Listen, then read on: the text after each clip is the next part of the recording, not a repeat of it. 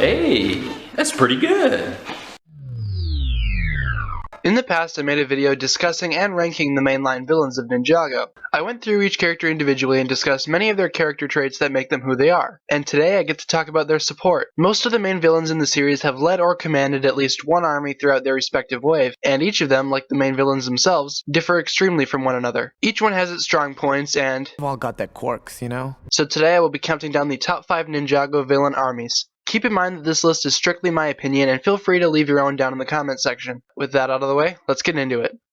The original foes of the ninja take the number 5 spot on the list because they're just simply a standard army. I mean, sure they're skeletons, but they really don't have any special abilities. Because of this, however, they were the perfect opponents for our favorite ninja when they were powerless and just starting out in their career. As one giant ensemble, the Skulkin army could sometimes be a force to be reckoned with, and they could seriously do some damage. Overall, their bones will never break. Until they do.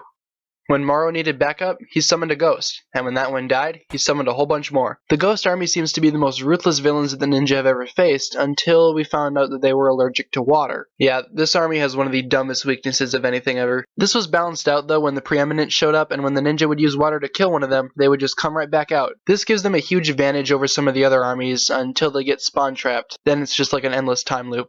Alright, so this army could also be referred to as the Serpentine Army, but I specifically found them to be the most intriguing when under the command of General Arcturus. The army fought against the original Elemental Masters during the Serpentine Wars, and they were not victorious. As we know, they were all locked away in tombs after the war had ended, so the army really doesn't have the best track record. However, the Anacondra generals were considered to be guilty and were given one of the worst punishments known to Ninjago. So yeah, they're doing something right. In modern times, under Garmadon's command, they were portrayed as sort of throwaway characters, but still gave off a menacing vibe. The Overlord first created this army to combat the golden power of the first Vinjitsu Master. Led by the four-armed General Kozu, this army is near indestructible and very tough at that. This army is another one which has traveled from the past to the future to do battle with our favorite ninja, and they've proven themselves to be worthy opponents. They're basically warriors with one simple motive, to obey their master. In order to control the legendary army, you would need the Helmet of Shadows. Basically, whoever wears the helmet controls the army. This is kind of unfortunate because it means that the army is very vulnerable to enemies of the Overlord, and they can easily be used against them. Other than that though, this army is one of the most ancient, most ruthless, and most powerful of all of them.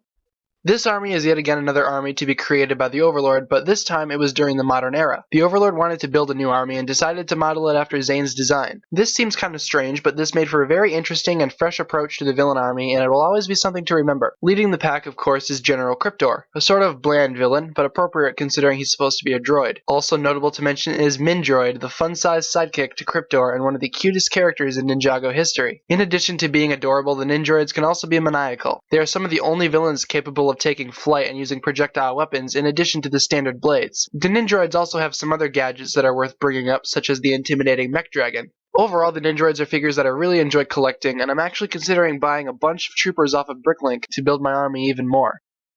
So that was my list of the top 5 villain armies. I hope you enjoyed this video. If you did, feel free to give it a like rating and hit that subscribe button. It really helps me out quite a bit. Feel free to leave a comment stating what you think, and remember to leave your video suggestions down below as well for a chance to have your idea featured as an actual video sometime later on. Thanks so much for watching, guys. My name is TannerFishies, and with that, I bid you farewell.